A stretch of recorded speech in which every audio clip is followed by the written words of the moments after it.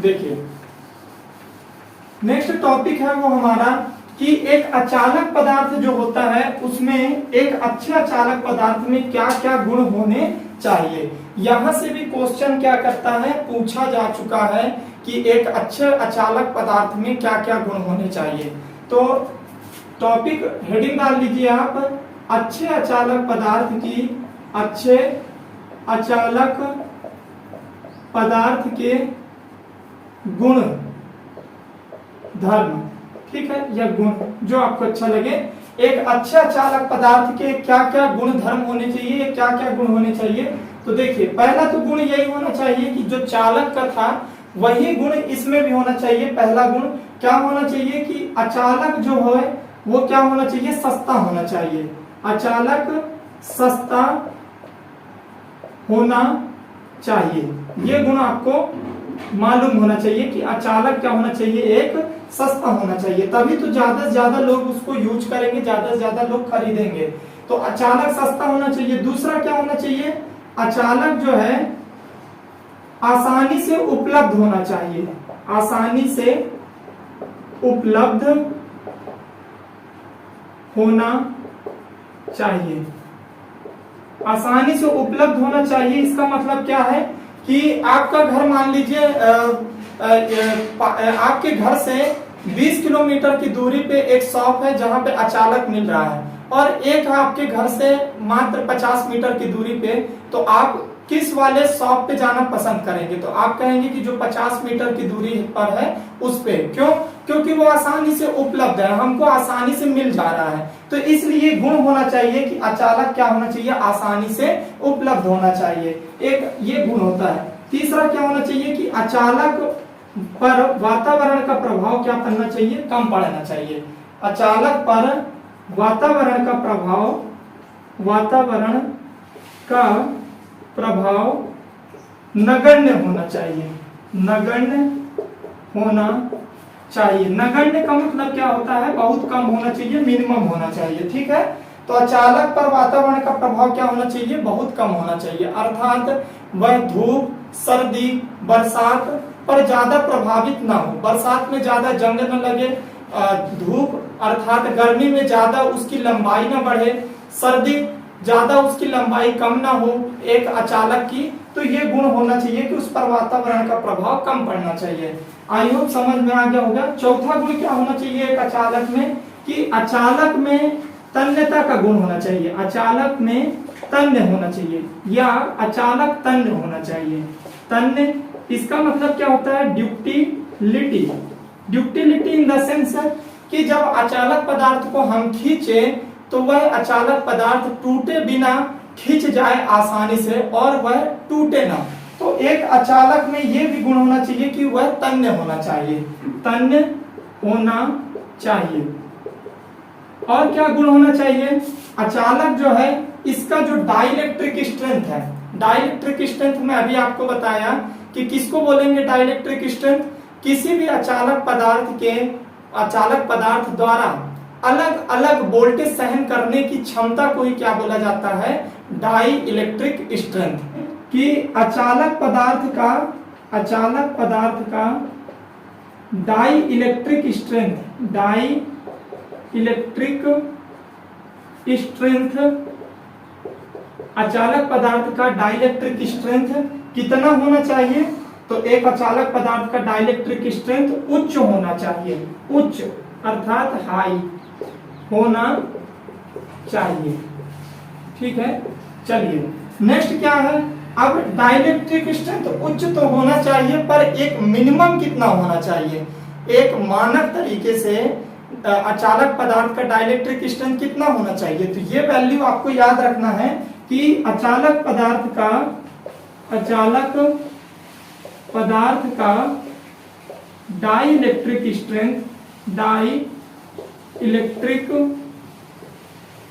Strength, dielectric strength 10 to the power 12। इसका मतलब क्या है कि 10 के पीछे कितने जीरो, 12 जीरो। तो 10 to the power 12 kilo volt प्रति मिलीमीटर होना चाहिए। ये बात आपको याद रखना है। अभी और भी इसमें प्रॉपर्टी है, कि एक अच्छा चालक में क्या गुण होना चाहिए, आप इसको नोट कीजिए, अभी आगे और बताता हूं मैं।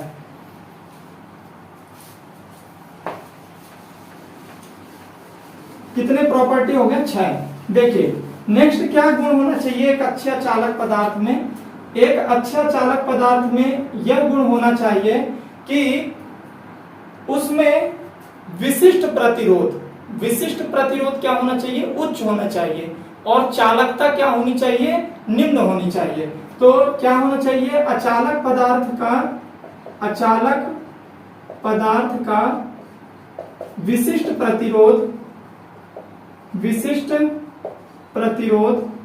देखिए अभी जब मैं डीसी थ्योरी पढ़ाऊंगा तो वहां पे आपको प्रतिरोध, उसका जो विलोम होता है चालकता, विशिष्ट प्रतिरोध का विलोम होता है विशिष्ट चालकता, आपका प्रतिघात होता है, उसका विलोम क्या होता है, ससेप्टेंस होता है, इम्पीडेंस होता है, उसका विलोम एडमिटेंस होता है। तो इसमें मैं आपको डीसी थ्योरी में कंप्लीट जानकारी दूंगा, ठीक है। जो हमारा नेक्स्ट क्लास होगा इसके बाद जो होने वाला है वो केबिल होगा और केबिल जॉइंट, उसके बाद हम चलेंगे डीसी थ्योरी में, ठीक है। तो अचालक पदार्थ का विशिष्ट प्रतिरोध क्या होना चाहिए, उच्च होना चाहिए, उच्च होना चाहिए। स्पेसिफिक रेजिस्टेंस, विशिष्ट प्रतिरोध को बोला जाता है स्पेसिफिक रेजिस्टेंस। और क्या गुण होना चाहिए, अचालक पदार्थ की चालकता, इसका मतलब क्या होता है, कंडक्टेंस, चालकता इन द सेंस कंडक्टेंस क्या होना चाहिए, अति निम्न होना चाहिए, अति निम्न होना चाहिए। अति निम्न का मतलब क्या होता है, वेरी लो होना चाहिए। नेक्स्ट क्या प्रॉपर्टी होनी चाहिए कि एक अच्छा चालक पदार्थ कहलाए, इसकी परमिटिविटी, ध्यान से समझिएगा। परमिटिविटी मतलब होता है विद्युतशीलता, जिसको एप्सिलॉन नॉट से रिप्रेजेंट किया जाता है, परमिटिविटी। और जब हम मैग्नेटिक फील्ड पढ़ेंगे तो वहां पे एक आता है आपका म्यू नॉट होता है, उसको क्या बोला जाता है, परमिएबिलिटी। याद ध्यान से देखिए सुनिए, परमिटिविटी को एप्सिलॉन नॉट से रिप्रेजेंट करते हैं, ये होता है परमिटिविटी, थोड़ी सी जानकारी ले लीजिए। और म्यू नॉट जो होता है, इसको बोला, एप्सिलॉन को ही बोला जाता है परमिटिविटी, म्यू को बोला जाता है आपका परमिएबिलिटी, ठीक है। तो एक अच्छे चालक पदार्थ की परमिटिविटी क्या होनी चाहिए, लो होनी चाहिए, एकदम कम होनी चाहिए, अर्थात उसकी विद्युतशीलता क्या होनी चाहिए, कम होनी चाहिए। और अगर मैं आपको बोलूं इतने जितने भी इसकी प्रॉपर्टी बताया हूं, उन सभी प्रॉपर्टी में सबसे इंपॉर्टेंट प्रॉपर्टी यही है कि एक अचालक पदार्थ की परमिटिविटी क्या होनी चाहिए, लो होनी चाहिए, हाई होनी चाहिए, वेरी लो होनी चाहिए, क्या होनी चाहिए, ऐसे ऑप्शन देता है। तो परमिटिविटी क्या होनी चाहिए, लो होनी चाहिए। तो लिख लीजिए,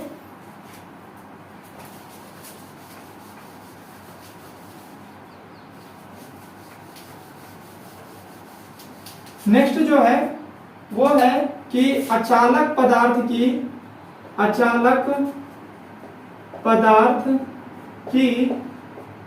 विद्युतशीलता अर्थात परमिटिविटी क्या होनी चाहिए, लो होनी चाहिए, या निम्न लिख लीजिए, होनी चाहिए, ठीक है। तो एक अचालक पदार्थ की परमिटिविटी क्या होनी चाहिए, लो होनी चाहिए।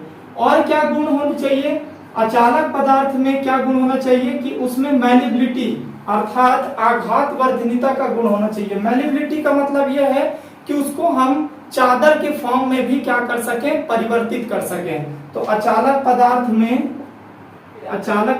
में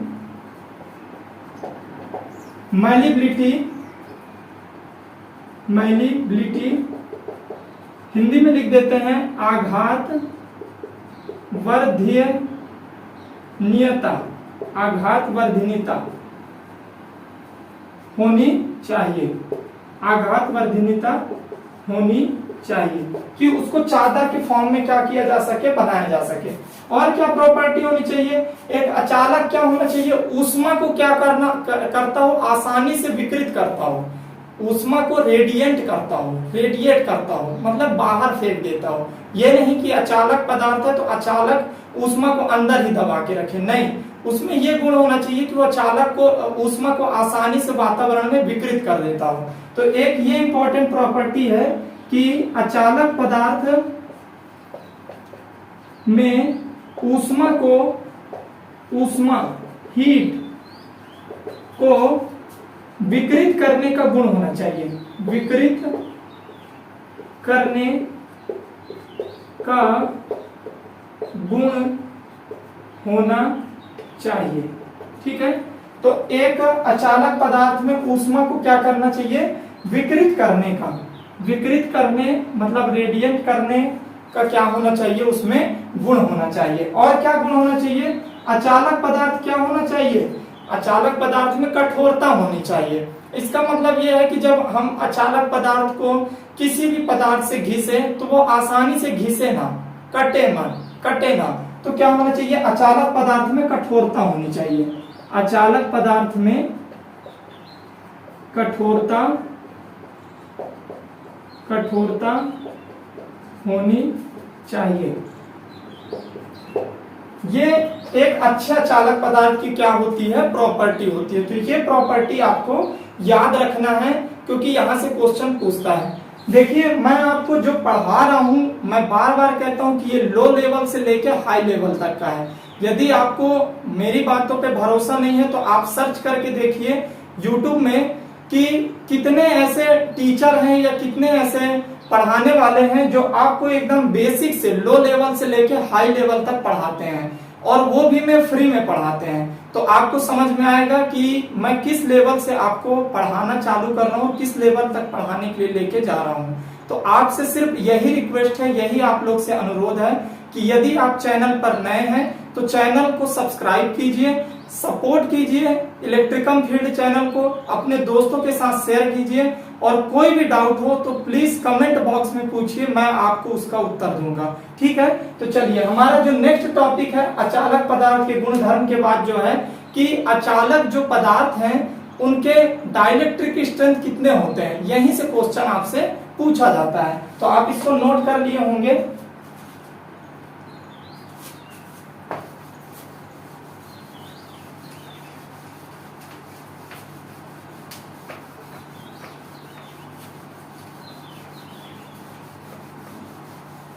एक तो यहाँ पे गर्मी बहुत ज्यादा है ना, तो एक्स्ट्रा मेहनत करना पड़ता है, बहुत ही अधिक गर्मी है। तो खैर छोड़िए, देखिए नेक्स्ट टॉपिक देखिए।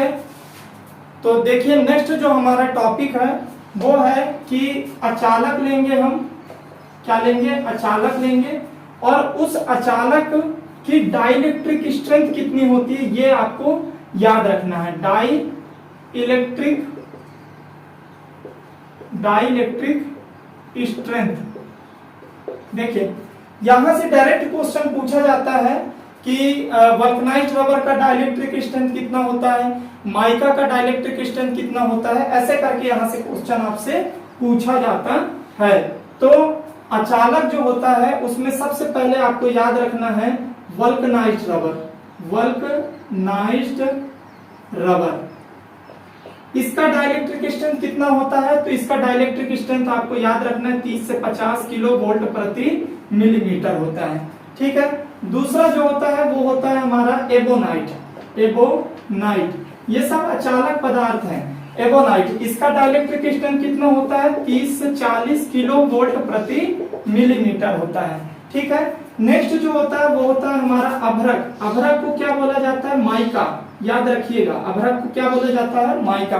माइका का डाइलेक्ट्रिक स्ट्रेंथ कितना होता है, तो 20 से 60 किलो वोल्ट प्रति मिलीमीटर होता है। नेक्स्ट अगर बात करें तो वो होता है हमारा माइकानाइट। माइकानाइट का डाइलेक्ट्रिक स्ट्रेंथ कितना होता है, तो 20 से 40 किलो वोल्ट प्रति मिलीमीटर होता है। नेक्स्ट अगर बात करें तो वो होता है नेक्स्ट जो है वो है बैकेलाइट।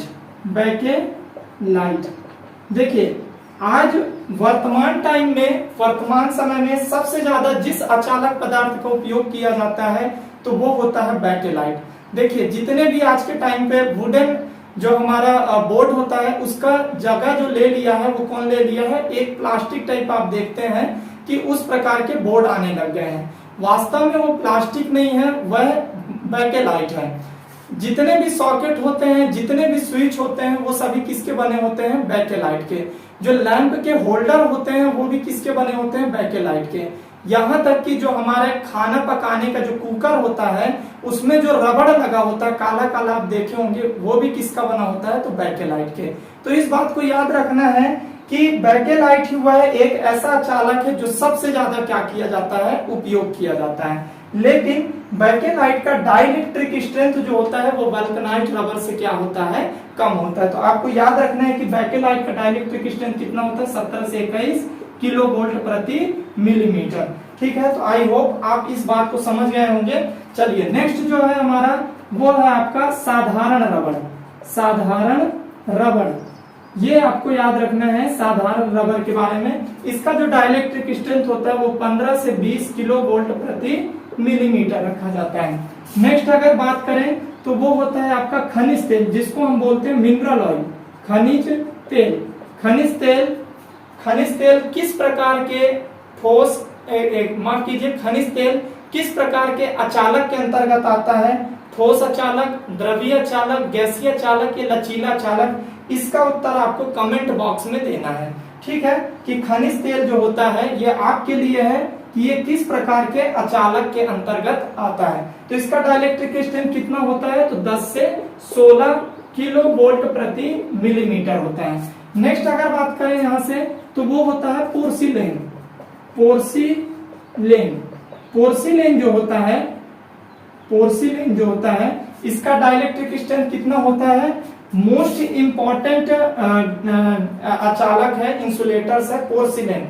इसका डाइलेक्ट्रिक स्ट्रेंथ आपको याद रखना है कि 8 से 12 किलो वोल्ट प्रति मिलीमीटर होता है। और किसी किसी बुक में इसका डाइलेक्ट्रिक स्ट्रेंथ 8 से 15 किलो वोल्ट प्रति मिलीमीटर भी लिख के रखा हुआ है। तो आपको पोर्सिलेन के दोनों डाइलेक्ट्रिक स्ट्रेंथ की वैल्यू याद होनी चाहिए। चलिए नेक्स्ट अभी इसमें बताते हैं, आप इसको लिखिए।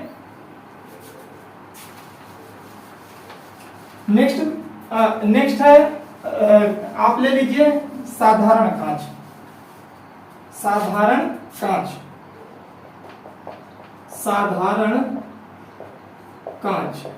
इसका डाइलेक्ट्रिक स्ट्रेंथ कितना होता है, तो साधारण कांच का डाइलेक्ट्रिक स्ट्रेंथ 4 से 6 किलो वोल्ट प्रति मिलीमीटर होता है। नेक्स्ट अगर बात करें तो एक होता है आपका क्राउन कांच। इसका डाइलेक्ट्रिक स्ट्रेंथ कितना होता है, तो इसका 8 से 12 किलो वोल्ट प्रति मिलीमीटर होता है। नेक्स्ट अगर बात करें तो यहाँ पे रखा जाता है आपका स्लेट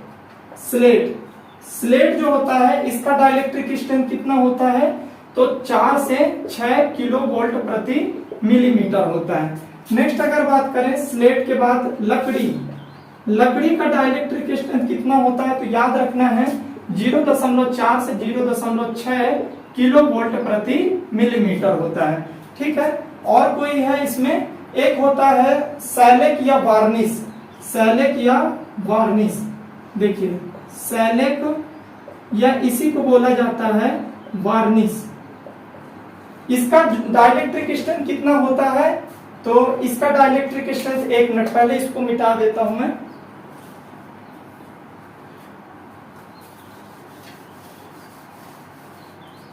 देखिए अब दिख रहा होगा आपको, सैलेक या वार्निश का ही दूसरा नाम क्या होता है, सैलेक। इसका डाइलेक्ट्रिक स्ट्रेंथ कितना होता है, 1 से 6 किलो वोल्ट प्रति मिलीमीटर होता है। ठीक है, और कोई है इसमें, देखिए एक होता है आपका क्या बोलते हैं हम उसको, पेपर या आप कह सकते हैं कागज का डाइलेक्ट्रिक स्ट्रेंथ कितना होता है, 1 से 10 किलो वोल्ट प्रति मिलीमीटर होता है। तो ये महत्वपूर्ण अचालक पदार्थ थे और उनके डाइलेक्ट्रिक स्ट्रेंथ थे। इंपॉर्टेंट अगर इसमें से पूछा जाता है सबसे ज्यादा तो वल्कनाइट रबर, आपका पोर्सिलेन पूछा जाता है, बैकेलाइट पूछा जाता है, और कभी कभी ये आपका क्राउन कांच और साधारण कांच से भी डाइलेक्ट्रिक स्ट्रेंथ पूछ लेता है। लेकिन जब आप इलेक्ट्रिशियन थ्योरी कंप्लीट कर रहे हैं तो आपको पूरी जानकारी होनी चाहिए। ठीक है, तो चलिए अभी इसमें मैं आपको कुछ जानकारी और देने वाला हूँ। कुछ अचालक पदार्थ हैं और उनके संघट के बारे में अपन बात करेंगे कि वो अचालक पदार्थ किन किन चीजों से मिले हैं और उनकी कुछ एक दो प्रॉपर्टी है वो भी आपको मालूम होनी चाहिए। तो देखिए, एक अचालक अगर मैं बात करूं तो वो होता है वल्कनाइज्ड रबर। वल्कनाइज्ड रबर, आप इसके बारे में स्पेशल लिख लीजिए, ठीक है। वल्कनाइज्ड रबर, वल्कनाइज्ड रबर जो होता है ये किस किस चीज का मिश्रण होता है ये याद रखना है, आपको एग्जाम में पूछा जा चुका है। जिंक ऑक्साइड प्लस सल्फर का क्या होता है, ये मिश्रण होता है। आपको कमेंट बॉक्स में बताना है कि सल्फर को हिंदी में क्या बोला जाता है, ठीक है। सल्फर को हिंदी में क्या बोला जाता है, मैं ऑप्शन दे देता हूं आपको। ऑप्शन ए रहेगा इसका गंधक, ऑप्शन बी रहता है सुलवेरी, ऑप्शन सी है, आप कर लीजिए इसको कोई नहीं, बस दो ही बताने हैं आपको। और एक और ले लीजिए ऑप्शन डी, उपरोक्त सभी। उपरोक्त सभी, आपको ये बताना है कि सल्फर का अन्य नाम है, या तो गंधक बोलते हैं या सुलवेरी या कोई नहीं, उपरोक्त सभी। ये आपको इसका कमेंट बॉक्स में इसका उत्तर देना है, ठीक है। तो वल्कनाइज्ड रबर जो होता है वो किन किन दो चीजों का मिश्रण होता है, तो एक होता है जिंक ऑक्साइड और एक होता है सल्फर। वल्कनाइज्ड रबर के बारे में हो गया। दूसरी बात अगर करें तो एबोनाइट के बारे में, एबोनाइट, और आपको इसका डाइलेक्ट्रिक स्ट्रेंथ तो पता ही है, 30 से 50 किलो वोल्ट प्रति मिलीमीटर होता है। नेक्स्ट अगर बात करें तो वो होता है एबोनाइट। एबोनाइट के बारे में दो जानकारी आपको होनी चाहिए। पहली जानकारी यह होनी चाहिए कि एबोनाइट कितने डिग्री टेम्परेचर के बाद जलना प्रारंभ कर देता है, अर्थात ये अपनी अचालकता क्या कर देता है, खो देता है। तो आपको याद रखना है कि ये 180 डिग्री सेल्सियस के बाद ये क्या करता है, जलना क्या कर देता है, प्रारंभ कर देता है।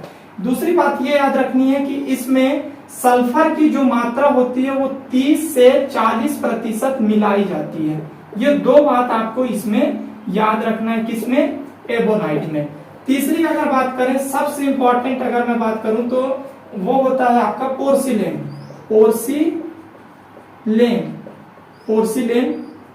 पोर्सिलेन क्या होता है, पोर्सिलेन जो होता है ये पोर्सिलेन किन किन चीजों से मिलकर बना है।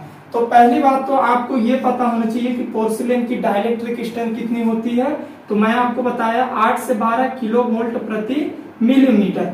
किसी बुक में 8 से 12 न देके 8 से 15 किलो वोल्ट प्रति मिलीमीटर भी दिया है। तो आपको दोनों डेटा क्या होने चाहिए, याद होने चाहिए। दूसरी बात क्या है कि पोर्सिलेन किन किन चीजों का मिश्रण है, ये भी आपको क्या होना चाहिए, पता होना चाहिए। तो एक मिनट मैं इसको अच्छे से बताता हूं, आप इसको लिख लिए होंगे। देखिए,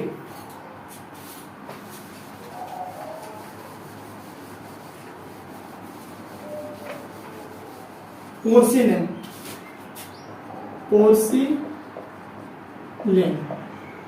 अगर इसके पहली बात अगर मैं बात करूं तो डाइलेक्ट्रिक स्ट्रेंथ कितना होता है, 8 से 12 किलो वोल्ट प्रति मिलीमीटर, या किसी बुक में 8 से 15 किलो वोल्ट प्रति मिलीमीटर होता है। दूसरी बात क्या रखनी है आपको कि इसका उपयोग क्या होता है, तो इंसुलेटर्स बनाने में सबसे ज्यादा इसका उपयोग किया जाता है। तो इंसुलेटर्स बनाने में जो हमारे डिस्ट्रीब्यूशन पोल होते हैं या आपके ट्रांसमिशन पोल होते हैं, ट्रांसमिशन टावर जो होते हैं, उनमें जो इंसुलेटर बनाने का काम किया जाता है वो पोर्सिलेन से किया जाता है, पोर्सिलेन से बनाया जाता है। इंपॉर्टेंट बात यह है कि पोर्सिलेन किन किन चीजों का मिश्रण है, ये आपको याद रखना है। और पहला मिश्रण क्या होता है, पोर्सिलेन किन चीजों के मिश्रण है, 3 चीजों से मिलकर बना है। एक होता है आपका इसमें जिसको हम क्या बोलते हैं, फेल्सपार बोलते हैं इसको। एक होता है आपका जो मिश्रण से मिलके बना होता है जिसको हम बोलते हैं क्ले अर्थात मिट्टी। एक होता है आपका फेल्सपार होता है, क्ले होता है, और एक होता है सिलिका। देखिए, वो सिलिका जेल होता है, जो ट्रांसफार्मर में यूज होता है वो सिलिका जेल होता है, ये सिर्फ सिलिका है। तो किसकी कितनी परसेंटेज होती है पोर्सिलेन के बनने में, तो ये बात भी आपको याद रखना है। ये 20% होता है, ये 30% होता है, और क्ले जो होता है वो कितना परसेंट होता है, 50% होता है। आई होप ये जानकारी आपको अच्छी लगी हो कि पोर्सिलेन जो होता है किन किन चीजों का मिश्रण होता है। तो एक होता है सिलिका, फेल्सपार और क्ले, इनका अपना प्रतिशत है, ये आपको याद रखना है। ठीक है।